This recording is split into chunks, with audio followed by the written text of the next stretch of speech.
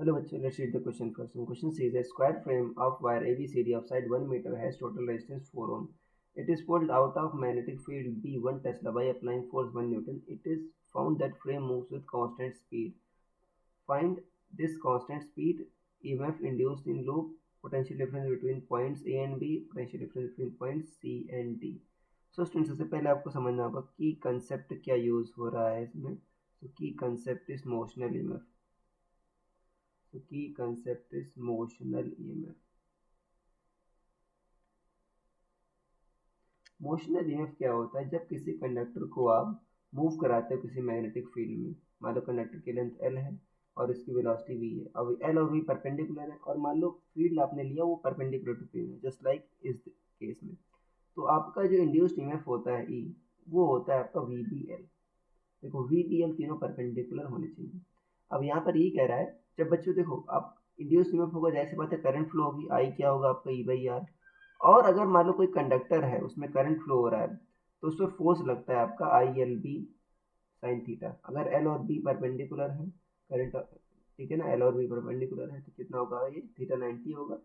अगर थीटा 90 है तो एफ क्या होगा आपका, ये होगा आपका आई बी एल. यहाँ पर देखो सारे परपेंडिकुलर के केस ही है तो ठीक है ना, ये आपका एफ आई बी एल आ जाएगा. अब यहाँ पर देखो बच्चों, जो ए बी है, ए बी में आपकी लेंथ जो है आपकी 1 मीटर है, ये स्क्वायर 1 मीटर है. और ये आपका देखो परपेंडिकुलर टू वेलोसिटी है. और यहाँ पर देखो कि मैग्नेटिक फील्ड भी आपका प्लेन के परपेंडिकुलर, तीनों परपेंडिकुलर है तो ये फॉर्मूला यूज हो सकता है. तो ईएमएफ कितना आ जाएगा आपका, ईएमएफ जो आएगा आपका ए और बी के बीच वी बी एल आ जाएगा.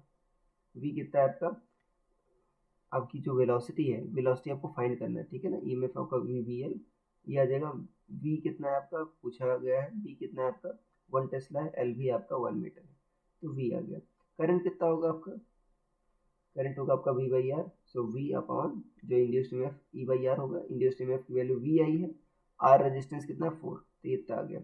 अब जो फोर्स लग रहा है देखो, कह रहा है कांस्टेंट वेलोसिटी से मूव कर रहा है, मतलब आपका देखो तो नेट फोर्स जीरो होगा.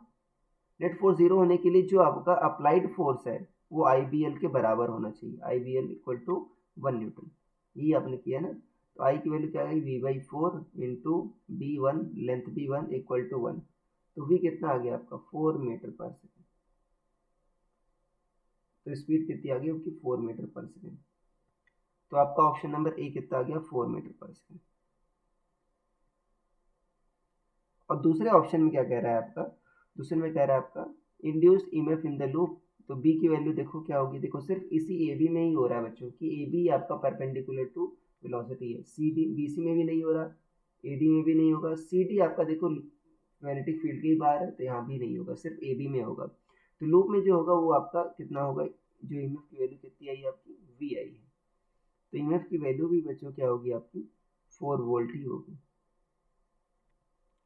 Potential difference between point A and B, ये भी आपका क्या होगा आपका 4 वोल्ट ही होगा, ये बी के बीच ही हो रहा है. Potential difference between C and D, देखो सी एंड डी आपके बाहर है लूप के, जो फील्ड के बाहर है, तो सी डी में कोई भी इंड्यूस्ड ईएमएफ नहीं होगा.